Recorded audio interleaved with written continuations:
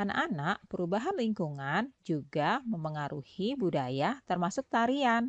Tarian daerah berkembang mengikuti perubahan. Namun, perkembangan itu juga masih mengikuti aturan dasar tari, termasuk pola lantai. Nah, apa yang dimaksud pola lantai? Apakah kalian masih ingat? Pola lantai gerak tari. Pada saat menari, penari kadang bergerak ke kiri, ke kanan, maju, mundur, atau bergerak membentuk lingkaran. Jika digambarkan, seolah-olah ada satu garis imajiner yang dilalui penari selama menyajikan satu tarian. Yang dimaksud dengan garis imajiner adalah garis hayal yang harus dilalui oleh penari. Garis imajiner juga dapat digambarkan dengan melihat formasi para penari dalam memperagakan tarian. Para penari dapat membentuk formasi garis lurus, lengkung, segitiga, atau lingkaran. Bentuk formasi garis dapat berubah-ubah selama penari menampilkan sebuah tarian. Garis imajiner atau garis hayal ini yang dilalui oleh penari saat melakukan gerak tari itu disebut pola lantai. Pola lantai merupakan garis imajiner yang dibuat oleh formasi penari kelompok. Secara umum, pola lantai berupa garis lurus atau garis lengkung ya, anak-anak. Bentuk pola garis lurus bisa dikembangkan menjadi berbagai pola lantai, seperti horizontal, diagonal, garis lurus ke depan, zigzag, segi empat, dan lain sebagainya. Bentuk pola garis lengkung dapat dikembangkan menjadi berbagai pola lantai seperti lingkaran, angka 8, garis lengkung ke depan, dan garis lengkung ke belakang. Nah, perhatikan gambar-gambar berikut ini ya.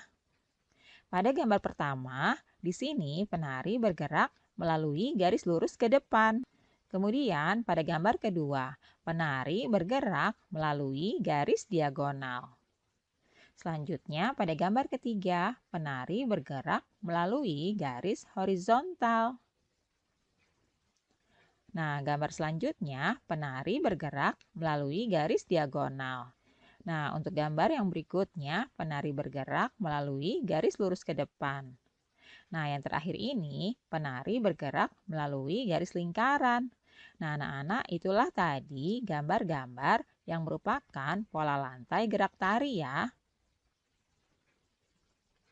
Sekarang, bentuk pola lantai dari gerak yang dilalui oleh penari. Perhatikan pada gambar berikut ini. Pada gambar pertama, formasi penari membentuk pola lantai diagonal. Kemudian pada gambar kedua, formasi penari membentuk pola lantai segi 5. Pada gambar selanjutnya, formasi penari membentuk pola lantai garis lurus ke depan. Nah, untuk formasi selanjutnya, yaitu formasi penari membentuk pola zigzag. Berikutnya, formasi penari membentuk pola lantai lingkaran. Dan yang terakhir, formasi penari membentuk pola lantai diagonal. Itulah tadi bentuk-bentuk formasi dalam gerak yang dilalui penari ya. Nah, anak-anak, berikut ini kita akan belajar tentang siklus air dan bencana kekeringan. Anak-anak, peristiwa siklus air merupakan peristiwa sehari-hari yang sering tidak disadari oleh manusia.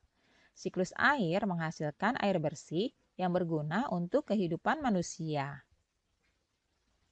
Manusia memerlukan air bersih antara lain untuk keperluan rumah tangga, keperluan industri, dan juga pertanian.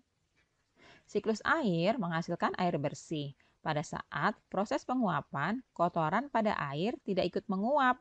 Uap air yang menguap adalah uap air yang bersih. Pada saat turun hujan, air yang dihasilkan pun adalah air bersih dan siap digunakan untuk berbagai keperluan. Air hujan yang jatuh sebagian akan diserap oleh tanah lalu menjadi air tanah. Jadi air tanah adalah air yang mengalir di bawah permukaan tanah ya anak-anak. Nah, air ini biasanya lebih jernih dan bersih karena sudah tersaring oleh lapisan tanah dan akar tumbuhan.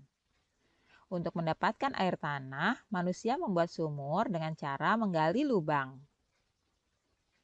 Air hujan yang tidak terserap oleh tanah akan terus mengalir menjadi air permukaan.